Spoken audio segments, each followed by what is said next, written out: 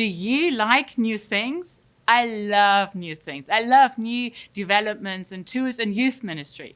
Most people I know do, but then are they really new and innovative? Do they reach a young generation of today?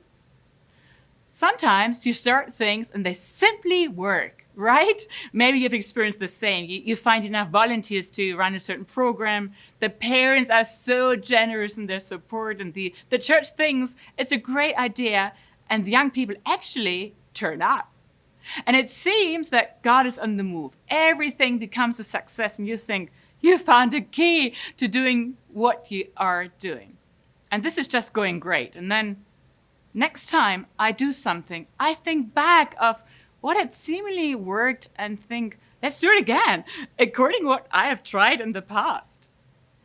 And only we could repeat that in a similar way. Maybe it's just about bringing the same results.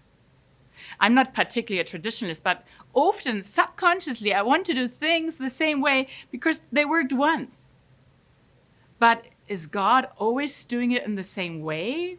Is he simply repetitive in what he does?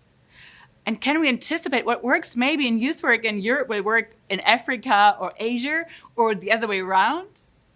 At a youth leaders conference recently, a youth ministry leader challenged us youth leaders with this statement. And he said, the biggest barrier in being used by God is having been used by God. I mean, let me repeat this. This sounds maybe very crazy. The biggest barrier in being used by God is actually having been used by God. It sounds wrong, but the deeds of God can lead me to believe I know what God will do next. And when we start predicting how God should work because he's done it like that in the past, this can become a huge obstacle in our youth work. When I have experienced God using me, I think he will simply repeat it the same way. But actually, there's no automatism with God. He loves to create constantly. He's about new things.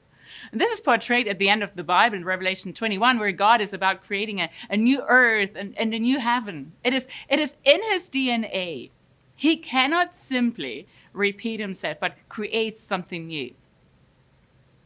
The prophet Isaiah challenges the Israelites in chapter 43, verse 18. He says, forget the former things. Don't dwell on the past. See, I'm doing a new thing.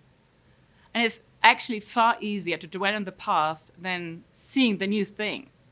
The past can even work against us and become a hindrance to expect something new.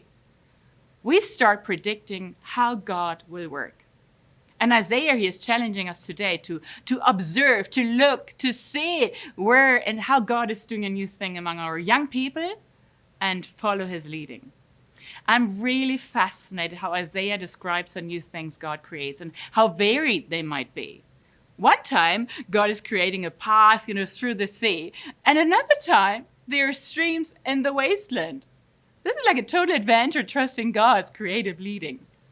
Next time you plan a new project, event, or a new branch of your youth ministry, ask yourself that question. Is God doing a new thing here? And then be creative to try something new. Experiment small steps and test and try again.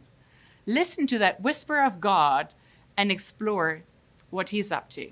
You're invited to be a partaker of God's new things and have fun.